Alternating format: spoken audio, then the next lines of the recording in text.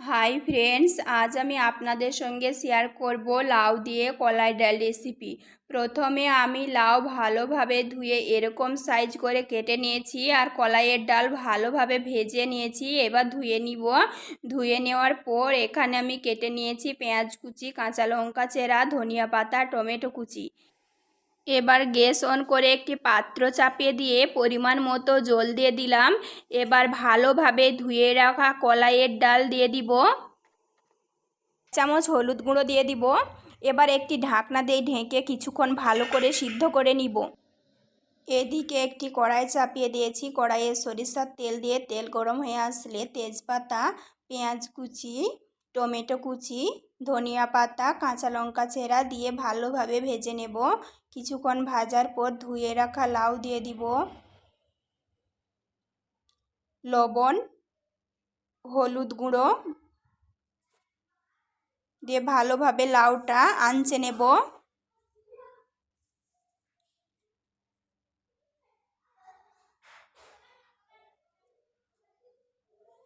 এদিকে দেখব কলাইয়ের ডাল সিদ্ধ হয়েছে কিনা। দেখুন কলাইয়ের ডালটা কত সুন্দর সিদ্ধ হয়ে গেছে। এবার আঁচড়ে রাখা লাউ কলাইয়ের ডালের মধ্যে দিয়ে দিব।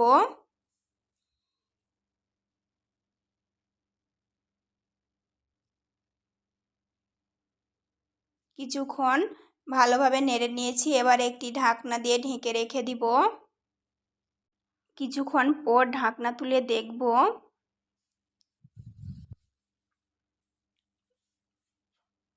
ভালোভাবে নেড়ে নিলাম। ভালোভাবে নাড়ার পর 1 চামচ আদা বাটা, 1 চামচ জিরে বাটা দিয়ে আরও কিছুক্ষণ ভালোভাবে নেড়ে নিব।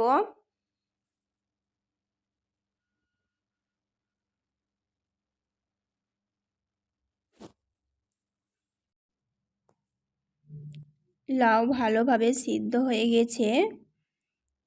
এবার নামিয়ে নিয়ে ফোড়নে দিয়ে দিব। ভিডিওটা যদি আপনাদের ভালো লাগে অবশ্যই একটি সাবস্ক্রাইব করে দিবেন। এদিকে গ্যাসে কড়াই চাপিয়ে সরিষার তেল দিয়ে দিলাম। তেল দেওয়ার পরে শুকনো লঙ্কা আর থেঁতো করে রাখা রসুন দিয়ে ভালোভাবে ভেজে নিব। কিছুক্ষণ ভালোভাবে ভাজার পরে লাউ দিয়ে মুসুর ডালটা ফোড়নে দিয়ে দিলাম। এবার সামান্য জল দিয়ে দিব। এবার স্বাদ বুঝে লবণ দিয়ে দিলাম।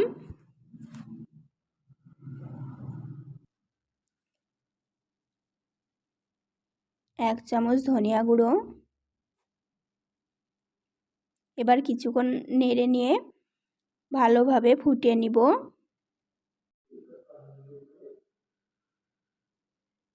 ভালোভাবে ফুটিয়ে আসলে এবারে নামিয়ে নেব।